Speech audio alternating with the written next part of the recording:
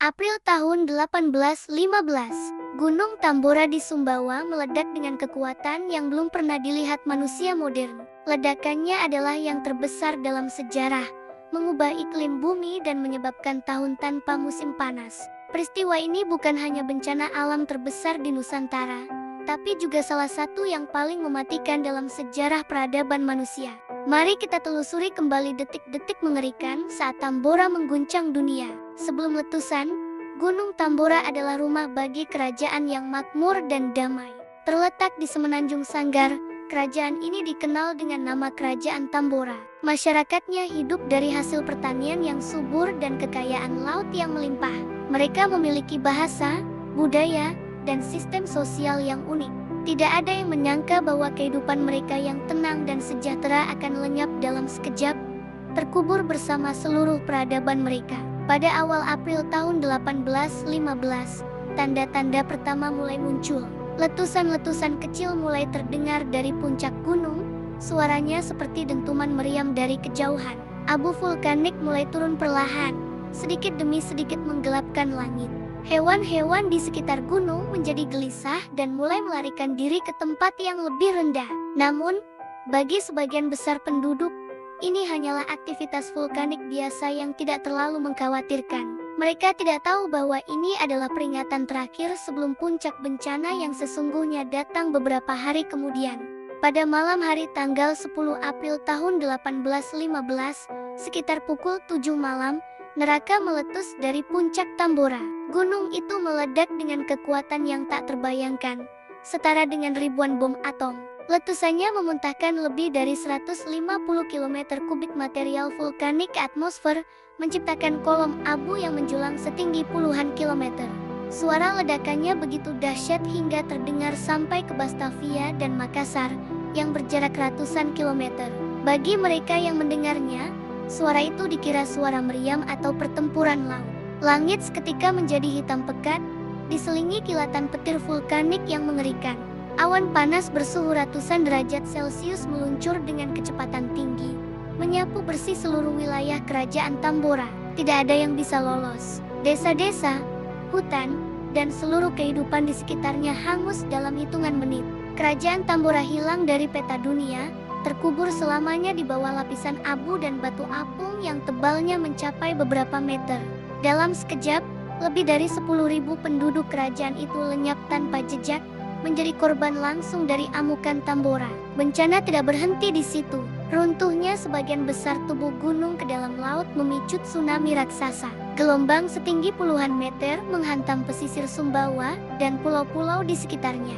Desa-desa pesisir yang tadinya ramai hancur lebur diterjang air bah. Ribuan orang tewas tersapu gelombang atau menjadi korban letusan susulan yang terus terjadi selama berhari-hari. Pulau Sumbawa dan sekitarnya menjadi pemandangan kehancuran total. Abu vulkanik Tambora tidak hanya melanda Sumbawa.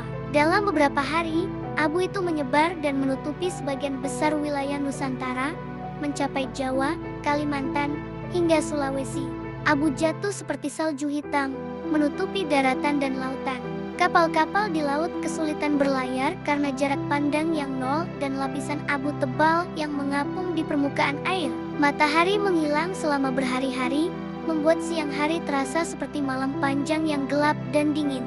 Dampak letusan Tambora ternyata jauh lebih luas, menyebar ke seluruh dunia. Partikel abu dan sulfur dioksida yang terlempar ke stratosfer membentuk selubung yang menghalangi sinar matahari. Akibatnya, suhu global turun drastis. Tahun 1816 dikenal sebagai tahun tanpa musim panas. Di Eropa dan Amerika Utara, salju turun di bulan Juni.